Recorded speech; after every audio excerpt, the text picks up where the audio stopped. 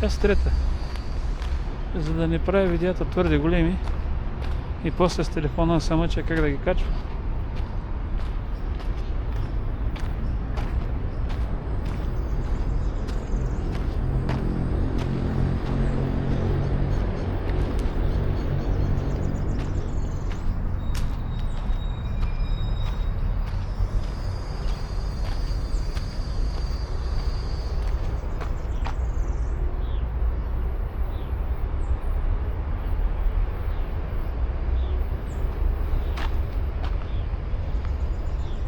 Но Писар най-вероятно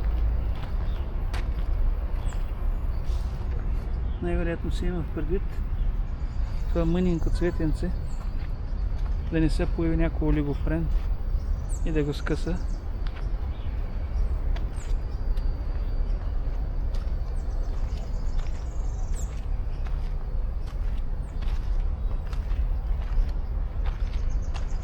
Всичко е точно. Позират ми за селфи, имате го, штрак, готови сте.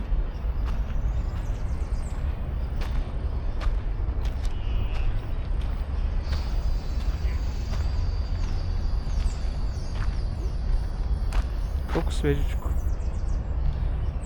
Цветно.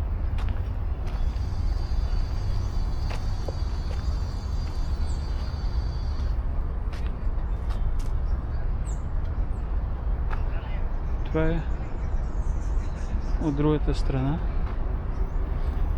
където бях показал страхотното място за отдих, което нареках Саеванката.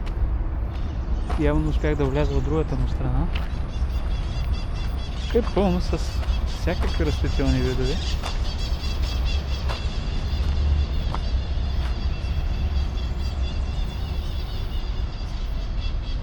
Естествено, се сещам за един стар съученик, който беше изключителен любител на растенията и тук той би се почувствал буквално като у дома си, би прекарал седмици.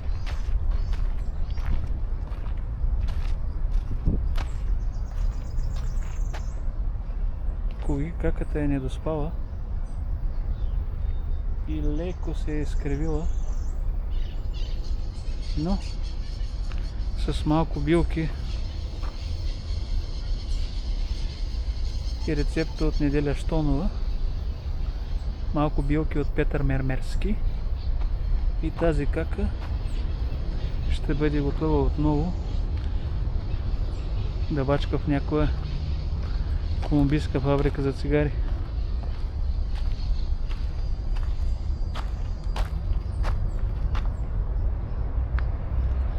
Естествено, знам, че говоря глупости и най-вероятно за аржентинците тези скулптури носят някаква стойност.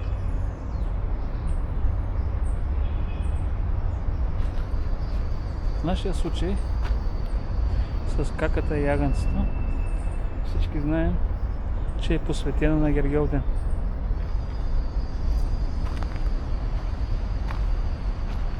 Естествено трябва да внимавам. Някъде тук в страни имаше вход за японската градина, където се плаща. Ма какво пък? Може пък да се окаже нелегално и да мина без да платя. Естествено, палми.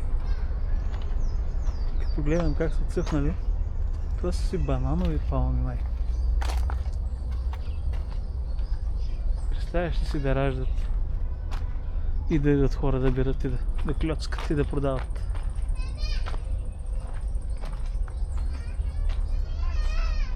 Топ бе, мястото си е топ. Няма какво да се каже.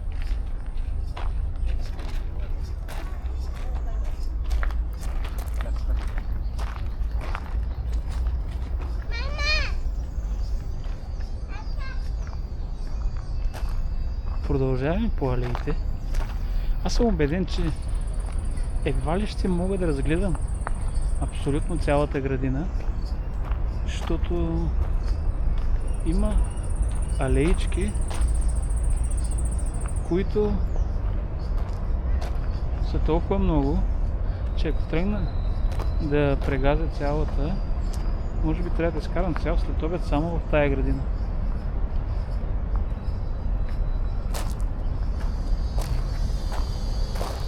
И така.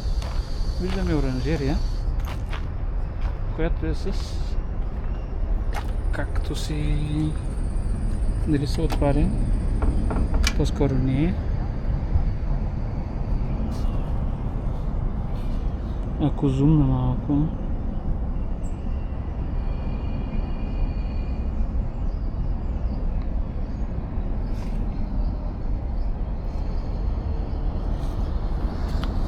Милички.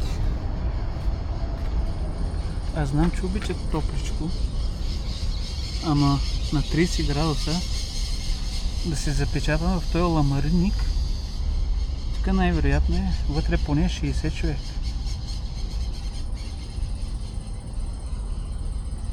Определено не искам да живея в тази оранжерия вътре, ако ще да съм на заплата.